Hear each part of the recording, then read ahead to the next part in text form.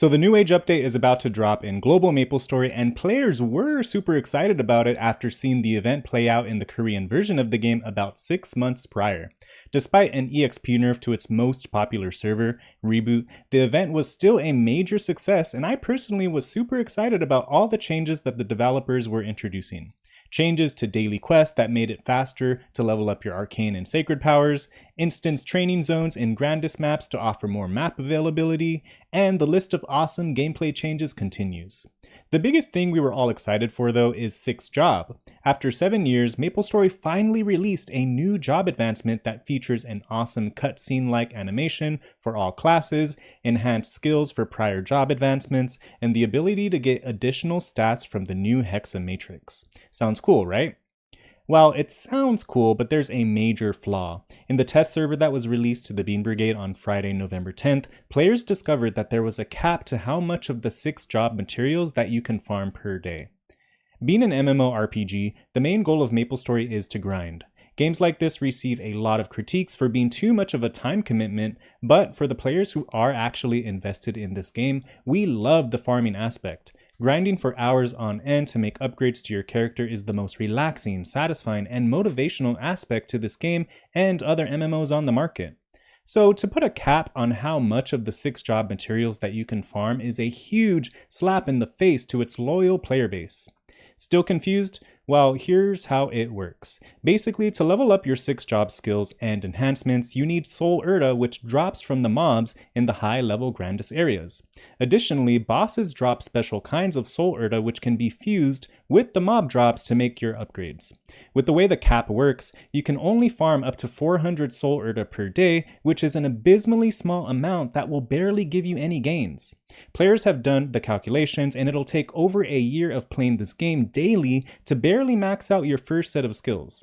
MapleStory Korea is actively releasing new skills for 6th Job, so at this pace, global MapleStory will never get a chance to max out their new 6th Job advancements. Players are super mad about this because it's a change that no one was expecting. If you don't know how the update schedule works, let me fill you in. Basically, the game originates in Korea and they release major updates every 6 months for their winter and summer patches.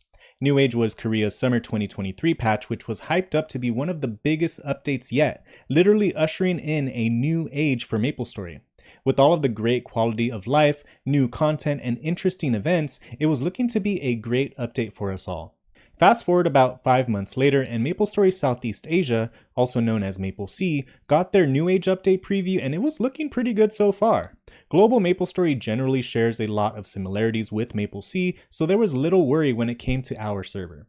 Then, tragedy struck as the Bean Brigade content creators started streaming their gameplay of the GMS test server on Friday, November 10th. Personally, I am in the Bean Brigade, but I chose not to partake in the test server opportunity this time around because of my busy personal life, and to be honest, I'm glad I didn't just because of how things ended up turning out. And by the end of this video, I might not even be in the Bean Brigade anymore. I chose to watch on the sidelines, and us smart players quickly realized that there was a cap to the Soul Erda farming, which caused an outrage amongst the community since this is a feature that seems unique to us. The Korean version of the game doesn't have this strange cap, and MapleSea doesn't seem to have it either. What could possibly be the reason why this unwanted feature was added? While global MapleStory historically has had a bad reputation when it comes to game balancing.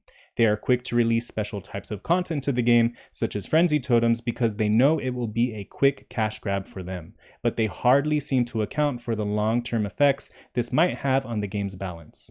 Over the years, Nexon has attempted to fix these persisting issues with multiple band-aid fixes, which ultimately just seem to piss off the player base even more. Personally, one of my suspicions as to why there is a Soul Erda cap is because the overpowered Frenzy Totem spawn rate would have made it so that the regular markets would be oversaturated with Soul Erda and players would have too easy of a time maxing out their 6th Job skills. Here we can see the lasting effects that bad corporate decisions have on the future of their game. Speaking of bad corporate decisions, let's talk about Nexon's communication plan for this Soul Erda cap. If it wasn't the Bean Brigade streams that unveiled the cap, players wouldn't have known about it until after Black Friday. If you're not American and don't know what Black Friday is, it's basically a huge sale that 95% of businesses partake in to celebrate capitalism or something. Every year, Nexon offers special cash shop updates in celebration of Black Friday that offer limited time items and enticing outfit packages. It's not much of a sale, but players look forward to these cash shop updates every year. Originally, 6th Job was supposed to be released on November 15th, along with the rest of the New Age updates as noted on their content roadmap for the last part of 2023. However, for some strange reason that they didn't explain, the release of 6th Job was mysteriously pushed back to early December, which is after Black Friday. Coincidence? I think not. If we put all the puzzle pieces together, we can assume that corporate leadership at Nexon knew that this Soul Erda cap would make players furious, but they wanted to take advantage of the players' wallets for Black Friday before they pissed us off with this highly unwanted change. Effed up, right? So as players, what do we do?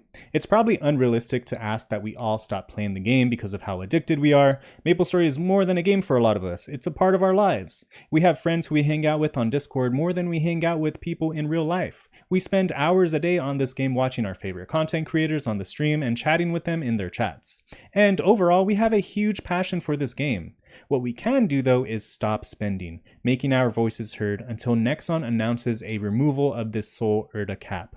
You have my word that I will not spend a single penny on this game until changes are made. And I'm even gonna do this.